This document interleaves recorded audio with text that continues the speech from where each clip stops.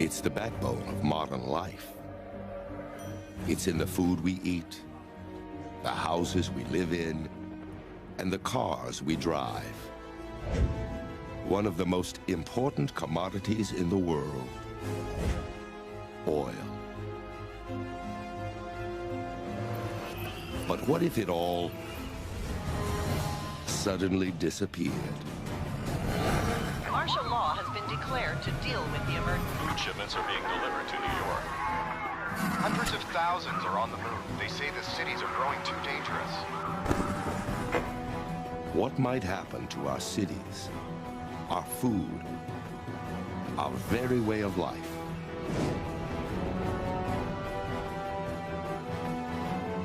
Today, our worst nightmare begins. Today, the world runs out of oil.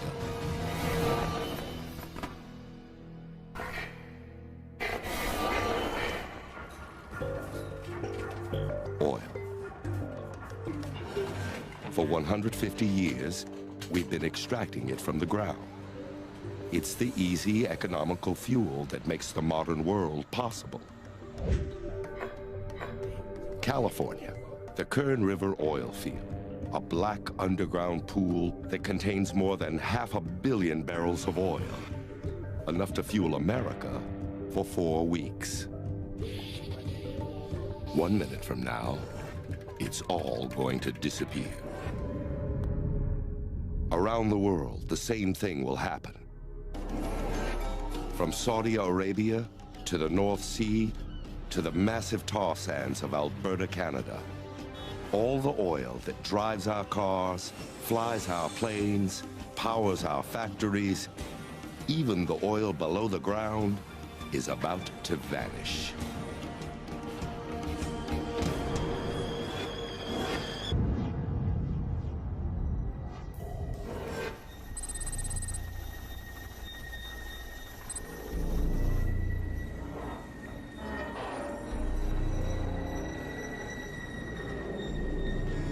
Deep underground, the first ominous signal appears. There's something going on. I gotta go. Yeah, going on. We've already taken more than 1 trillion barrels of oil from the Earth. Still nothing. Another trillion should be left. What's going on? I have no idea what's going on. Yesterday, this refinery processed 300,000 barrels of oil. But today, there's nothing.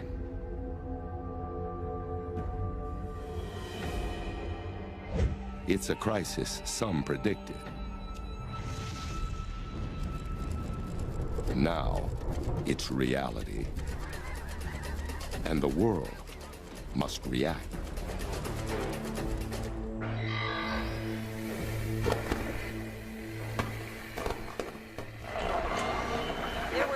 Of 1 trillion barrels of accessible untapped oil, but scientists are now confirming that it's all gone. Around the world, from Saudi Arabia to Alaska, the oil below the ground has disappeared. Oil companies say as much as 20 million barrels is left at their refineries, but Companies say it's not just our supply of gas, but diesel fuel, lubricants, asphalt, tar. All of the products that are made from oil will be severely affected if we can't find more oil. Thousands of tankers carrying millions of barrels of oil are on the move.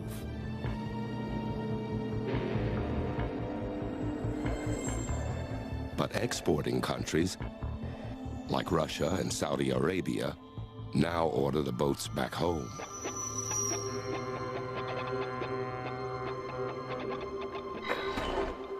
To the U.S., it's a huge blow. It imports more oil than any other country in the world. Every day, the U.S. produces over 8 million barrels of oil, but it consumes more than twice that amount. Now, we're 8 million barrels short and growing. There are reports of long lines at gas stations as people try to stock up. Expect 2 to 3 hour delays.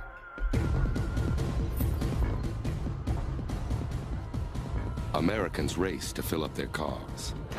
maybe for the last time.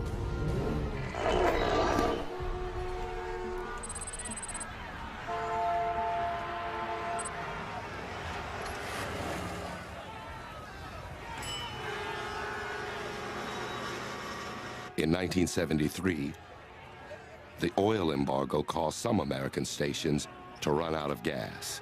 But this situation is far worse. Over 100,000 gas stations across the country are being pumped dry.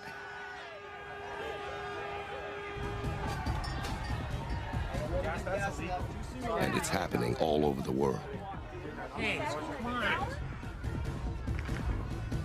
Gas prices skyrocket out of control.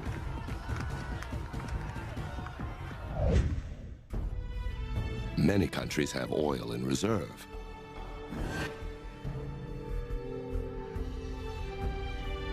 The U.S. has 725 million barrels of crude oil hidden away. To protect what little is left, the government takes dramatic steps. Planes, trains, boats, all but the most vital transportation is shut down. Roads are quiet. Tracks are empty. Flights are grounded.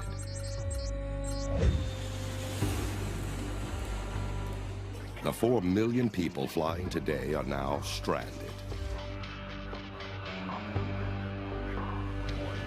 And so are hundreds of thousands of tons of cargo. Airports are chaotic.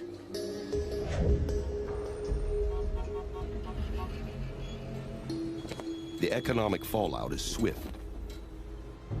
Panic forces the government to halt stock trading, just like after 9/11.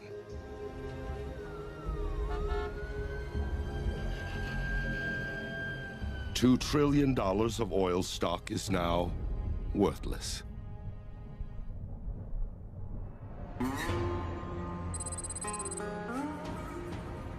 More than 400,000 people working in the U.S. oil industry are suddenly out of a job. Going up to Mexico? Sure. All right. They try to get home All right, let's move. any way they can.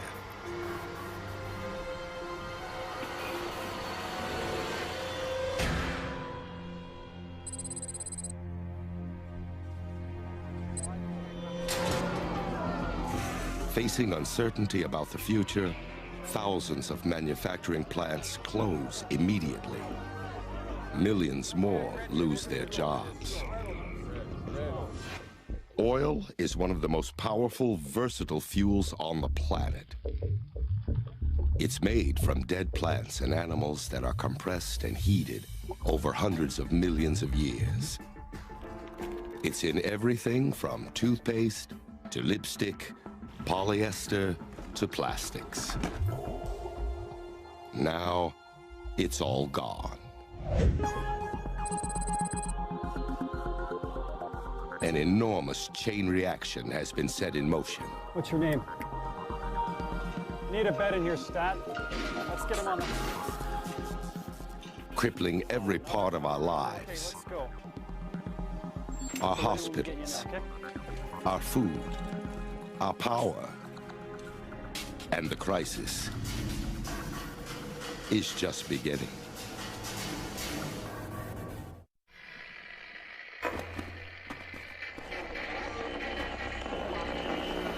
Martial law has been declared. The National Guard is now patrolling downtown Washington and Los Angeles.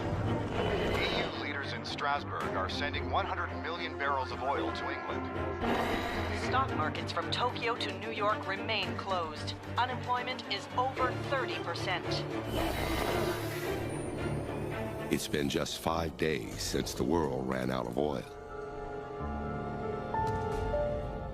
And the most basic human needs are suddenly out of reach.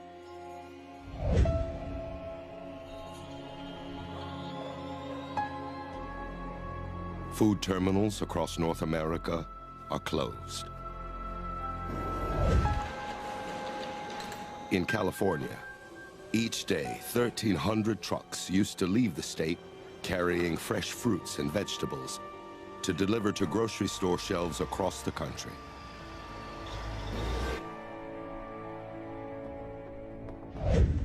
Now, the trucks sit idle, and groceries aren't being delivered. New York and other big cities are hit hardest. It takes on average about 1 football field of farmland to raise enough food for just one person for 1 year. Without oil-fueled transportation, it's nearly impossible to feed a city of millions. A quick trip to the grocery now takes hours. Armed guards are posted at every store. Before the crisis, 30% of fresh fruits and vegetables didn't make it onto shelves because of small imperfections. Now, everything is up for grabs.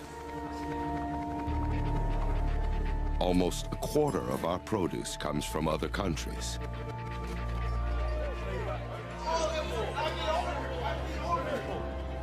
But that won't last.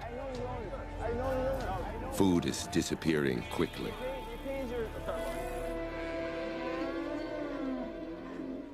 Farms have too many mouths to feed. An adult cow eats 100 pounds of feed a day. A pig needs 8 pounds. In an ironic twist, animals once raised for food are now facing starvation. The fragile power system is falling into darkness.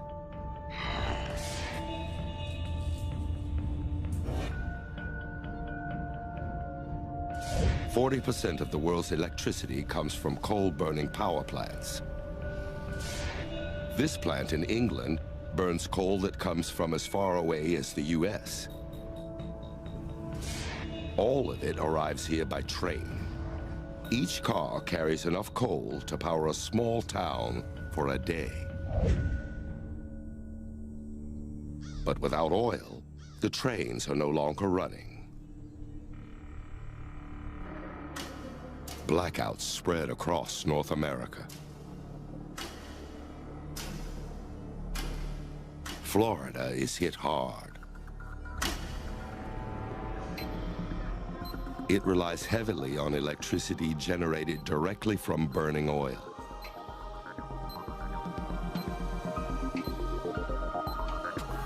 Its big city hospitals are equipped with emergency backup generators, but even they run on diesel fuel. A Miami hospital is on its last tank of diesel. There's only enough to last 8 more hours. In San Francisco, law and order is breaking down.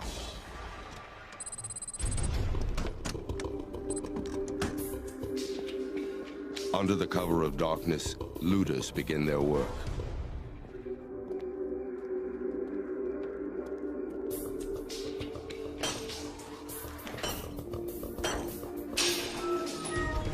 People are desperate. And they're not just looking for food.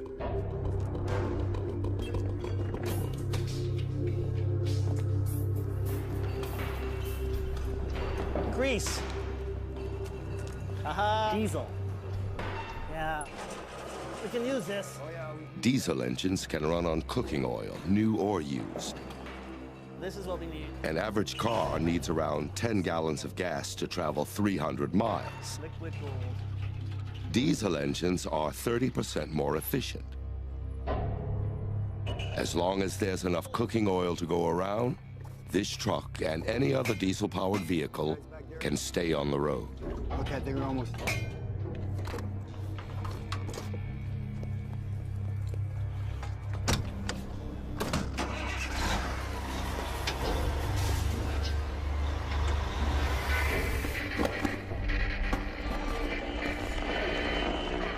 The European Union has taken control of the air airports and rail lines. Rationing of fuel for emergency food shipments will begin soon in the hardest-hit areas. The White House is warning that the oil reserves are down to just 500 million barrels. Experts predict that the United States may run out by the end of the year.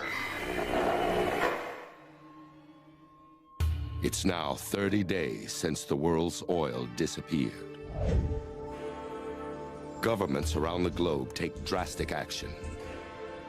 They keep only the most crucial services up and running. Emergency oil reserves are converted into diesel fuel for cargo trains. These trains deliver coal to power plants to keep electricity on. Some basic electrical services are restored in countries around the world. In North America, electricity is now delivered through a system of isolated power grids. It can no longer be sent from grid to grid. In Florida, where much of the state's power comes directly from oil, blackouts are still widespread.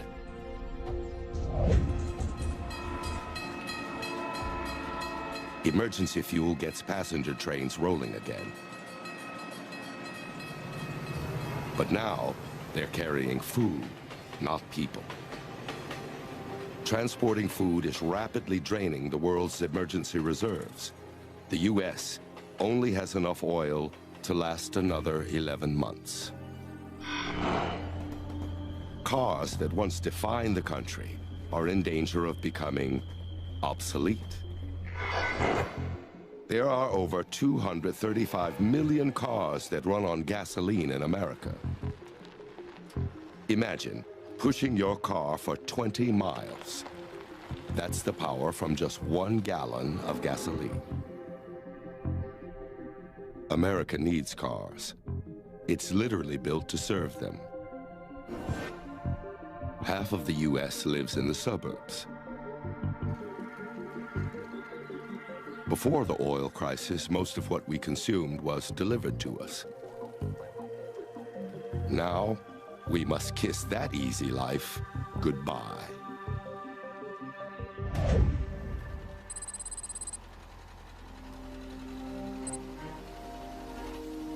Americans are desperate for an alternative. In the Midwest, 400,000 farmers plant a new crop. These fields once grew different fruits and vegetables. Now, there's only soybeans. Oil can be extracted from soybeans and turned into diesel fuel. And there are other options. 150 million acres of land is now devoted to growing corn for ethanol, a fuel alternative for gas-powered cars.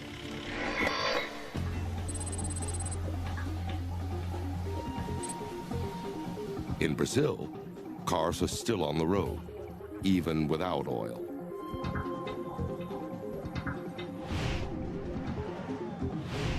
Here, cars and trucks are running on ethanol made from sugarcane.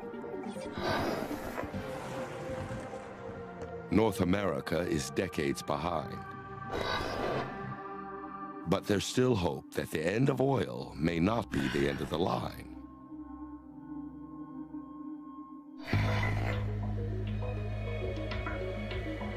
Thousands of electric cars are on the streets. On a planet without oil, they could point the way to a new future. But another, more immediate challenge is on the horizon.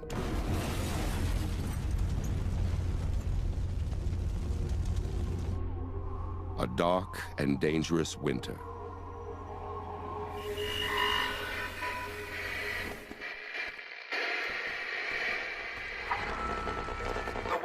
Has announced that the big 3 automakers have been taken over by Washington.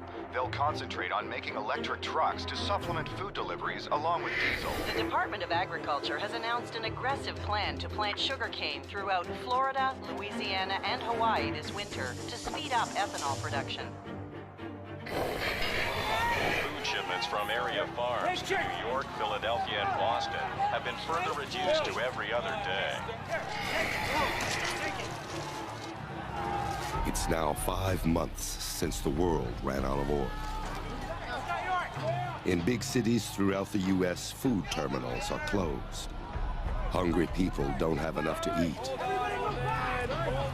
Long lines form at train stations awaiting food shipments.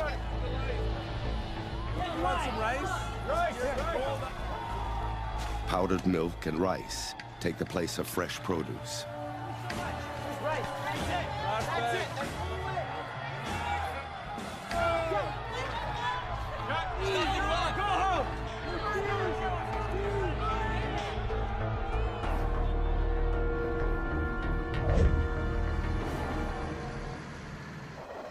Coal deliveries, fire trucks, and other essential services are still receiving fuel from emergency reserves, for now. But nearly everything else is at a standstill. To stretch the final reserve barrels as long as possible, the U.S. dramatically reduces its oil consumption. Even so, in a few months, there won't be enough oil for any food deliveries at all.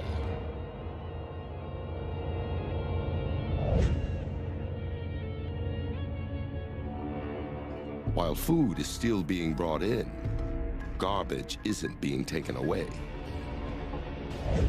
Every year, it takes nearly 6,000 trucks burning 20 million gallons of diesel to get rid of New York's trash.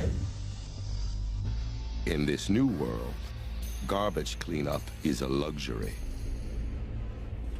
Even with blackouts, growing hunger, and a looming winter, North America is doing better than most.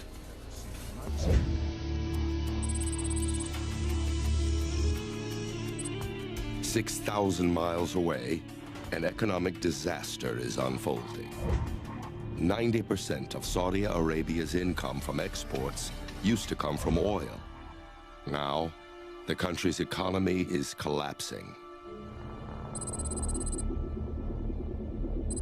One of the dwindling food shipments is heading to Japan. The country used to import 60% of its nutritional needs. Now the population of one of the world's most prosperous countries is beginning to starve.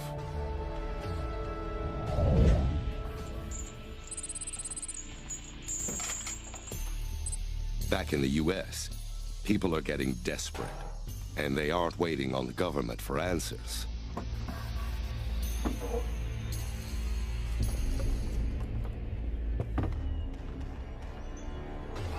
This is good. This is good.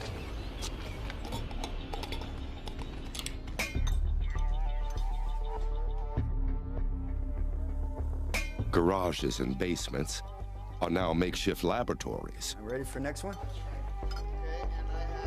Where everyday citizens combine methanol, lye, and other scavenged chemicals to make homemade biofuel.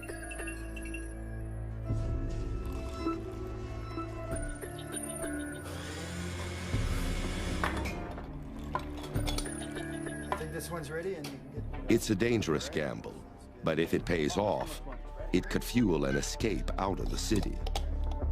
All right, I need the funnel. But this do-it-yourself solution only works on diesel cars, and only for a little while. Worry. Yeah, there we go.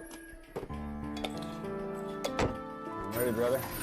You did it, brother, yes! Woo! You're the best. You're the best. Other fuel alternatives are also facing serious hurdles. After a massive emergency planting, the soybean harvest in North America is now twice as big as the previous year. It's producing more than 500 million gallons of biodiesel. But that's still less than 1% of the diesel North America used each year before oil disappeared. And there won't be any more shipments until the next harvest. More and more corn is being planted to produce ethanol. But governments around the world face a brutal choice. Should next year's crop be used for fuel or food?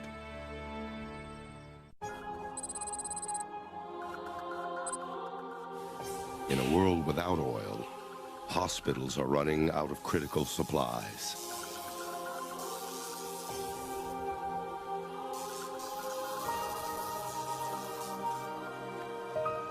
Rubber gloves, drugs, lubricants, plastic gowns, they're all made from oil.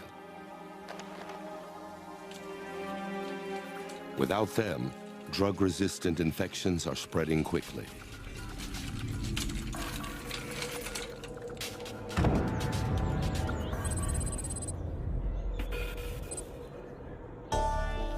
In big cities, some families are managing to survive. But things are taking a turn for the worse.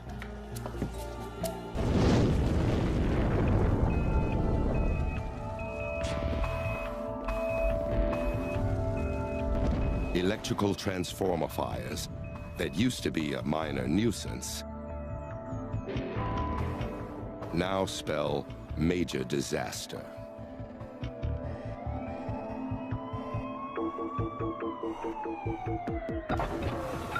Abandoned cars block emergency ambulances.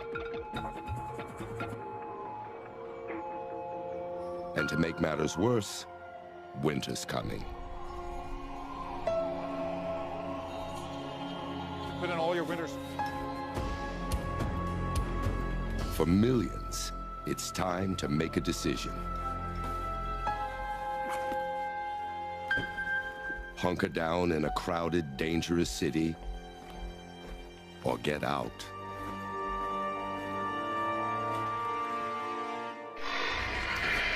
The exodus continues. Across America, people are fleeing the cities. It's being called Emergency government transport. By foot, by sled. However they can, they're getting out. As the temperature plummets, hundreds of thousands of people are leaving. New York, Chicago, Detroit. They're heading Throughout Europe, the destinations are Spain, Greece, and southern France. All are being overwhelmed by desperate immigrants trying to escape numbing cold.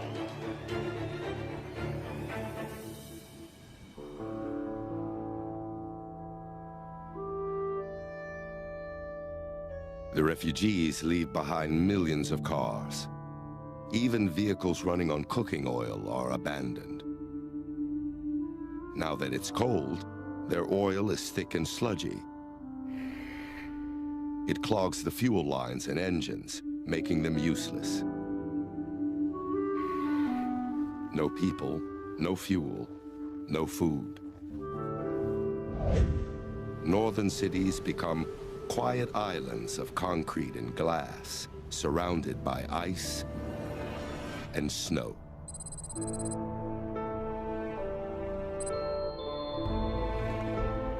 Most people head south, but some flee further north.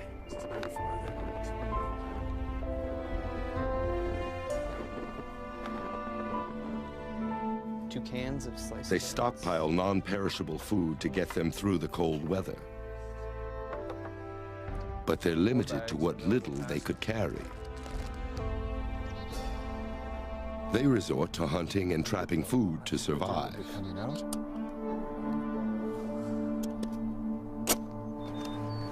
An adult male needs about 210,000 calories to get through the winter. And this winter is going to be a long one.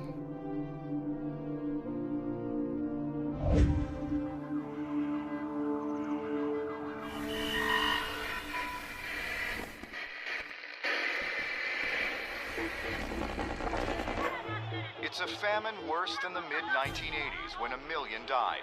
Experts believe the death toll could reach 20 million. The government has announced the emergency oil reserves have fallen to less than 250 million barrels. 2 of the 4 installations are... It's 1 year since the end of oil. The U.S. is increasingly isolated.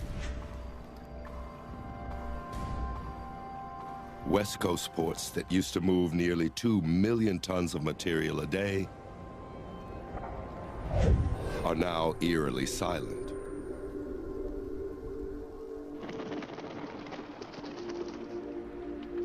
From Russia to Japan, ports are closed. Docks are empty. International trade is virtually over. Brand new cars will never be driven.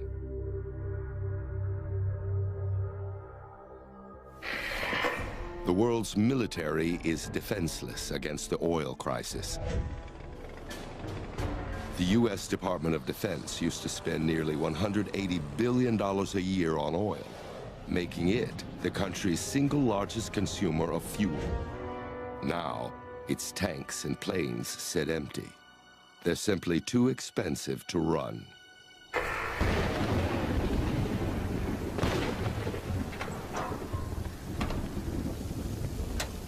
Emergency vehicles take priority.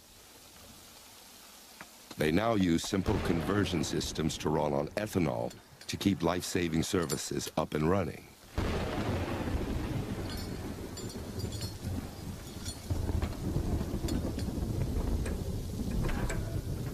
Let's go!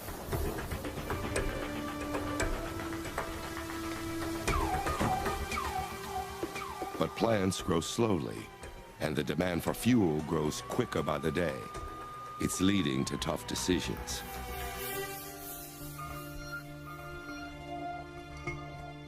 The U.S. has turned a record 40% of its corn crop into ethanol. But more corn in the gas tank means less corn at the kitchen table.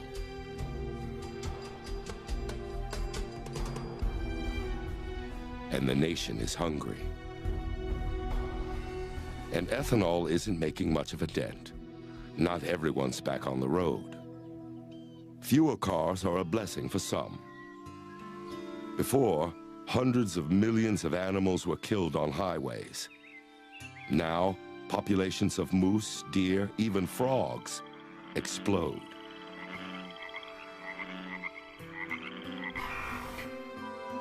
But farm animals aren't so lucky.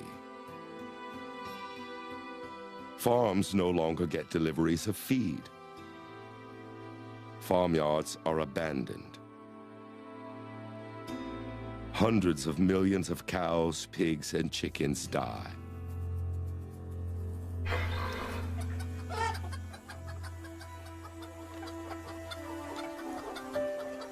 The hands of time seem to slowly move backwards.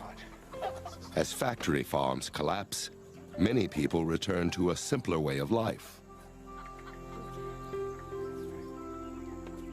They're left with no choice but to eat what they can grow. Global food production is now increasingly local. Farms spring up in empty city lots. In suburbs, families plant whatever they can.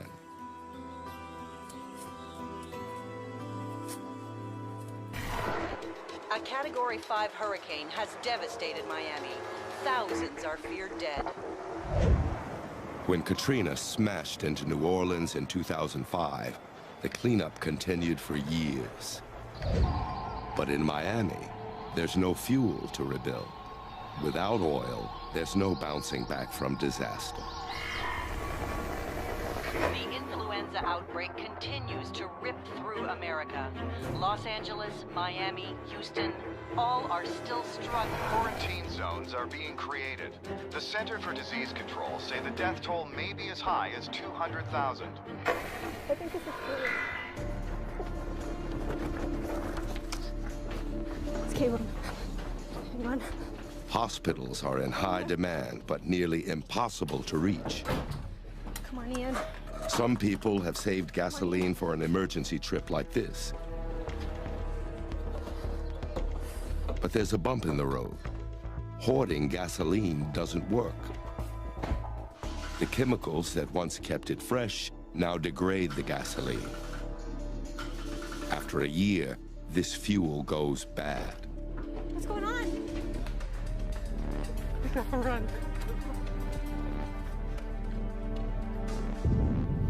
A world that was once so closely connected is falling apart.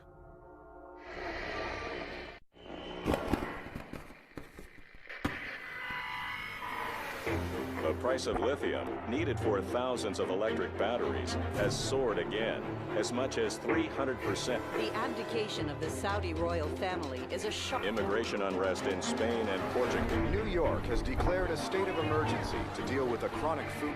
It's a migration that's never been.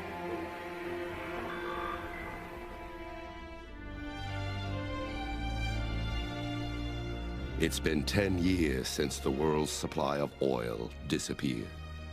Even out in space, things are changing. The oil that once sent rockets into orbit is too precious to waste.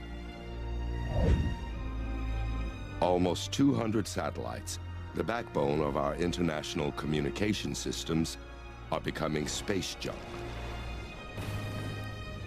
But back on Earth, one person's trash is another person's treasure. In a world without oil, discarded electronics are now a valuable commodity. Hey, Dad, look what I found. Hey, look, cell phone.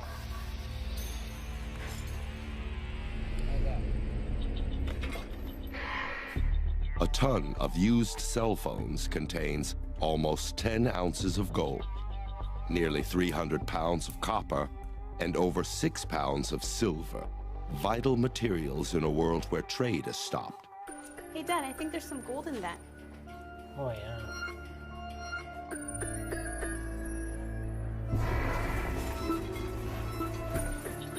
And it's not just electronics. Plastic takes hundreds of years to disappear. Bottles and containers, once carelessly tossed out, are being recovered and reused.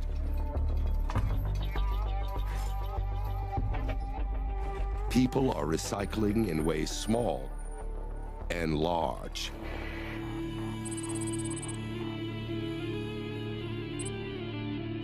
Container vessels are being harvested.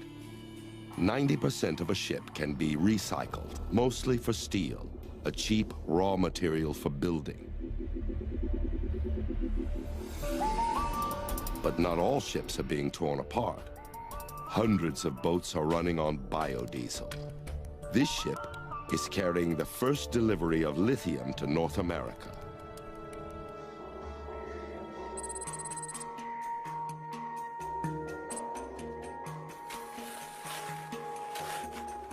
The lithium comes from Bolivia, where it's mined from the country's salt flats by the ton. Lithium is the main ingredient in the most efficient electric batteries, and the world is hungry for electric alternatives.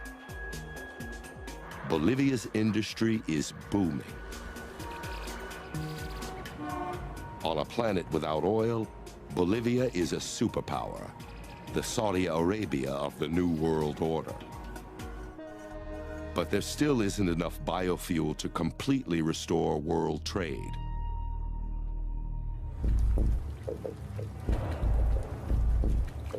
But there's hope in algae. Algae can be processed into oil and produce 30 times more energy per acre than other biofuels. It's completely renewable and requires very little fertilizer. 10 years after oil, 10 billion gallons of biofuel made from algae are in use. But that's still not enough biofuel to get us back in the air. Commercial flying for cargo and for passengers is still way too expensive. 34 million passengers used to come through this airport every year. Now, it's silent. Other transportation is filling the void left behind.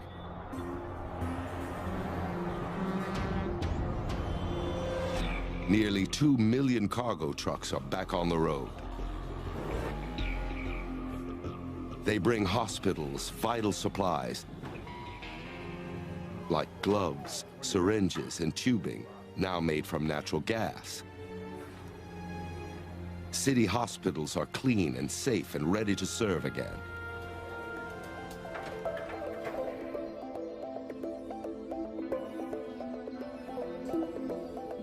Back home, the modern house has gone through a revolution.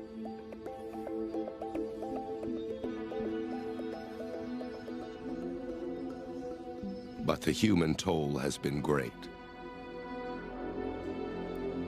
Communities are fractured. Families have lost loved ones.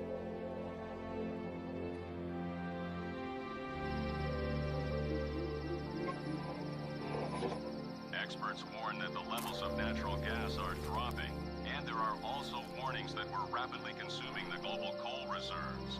The coal... That's better. Yeah.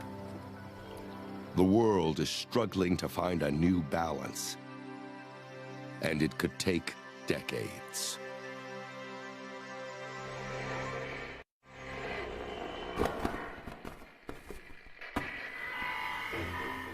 Hostilities continue as China expands its lithium exploration across the Tibetan border. Estimates are that as much as 400,000 tons... Annual census shows that LA continues to be the country's largest city, with some 20 million people in Los Angeles. It's the first flight of a jet entirely powered by biodiesel. The company says it's planning 6 transatlantic flights a year. It's been 40 years since the world's supply of oil disappeared. The skies are noticeably cleaner. No more oil-based jet fuel. No more car exhaust. No more factory pollution. In Canada, the US, and Mexico alone, 3.5 billion tons of toxic pollutants have vanished every year since the global oil supply ran dry. In North America, people are venturing back into northern cities. They're transforming the ruined roads and buildings. Abandoned apartments become greenhouses. People are farming in downtown New York.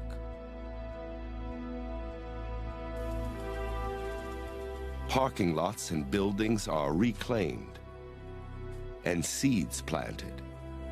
New York City's Central Park is now a massive 800-acre farm that helps feed returning residents.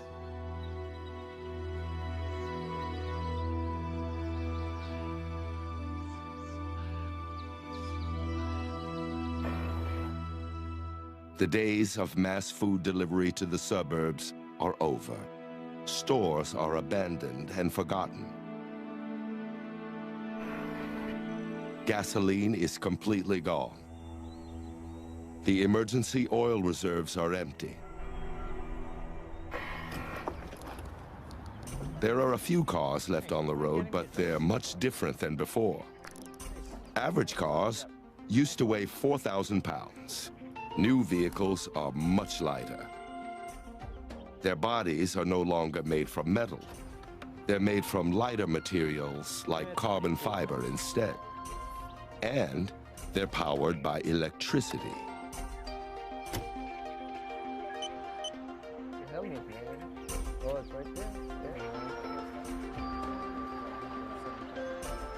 But these cars are pricey, and the lithium to power their batteries is still in short supply.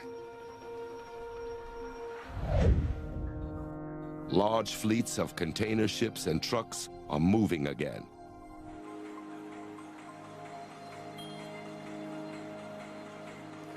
Thanks to algae biofuel.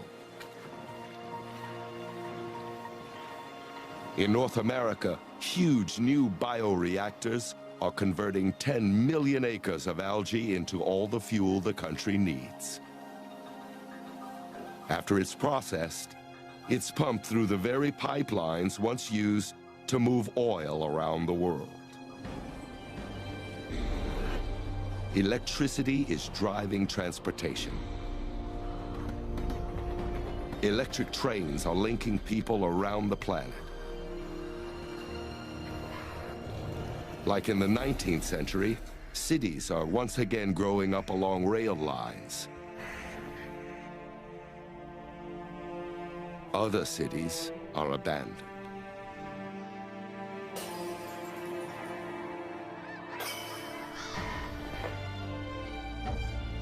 Oil fueled an enormous boom around the world. In just 150 years, it allowed the world's population to double, then triple. Food production exploded. World trade expanded. It was a wild ride, but someday it had to end. Without oil, our cities, our skies, our roads are nearly unrecognizable. Now, society has a second chance to reimagine itself after oil.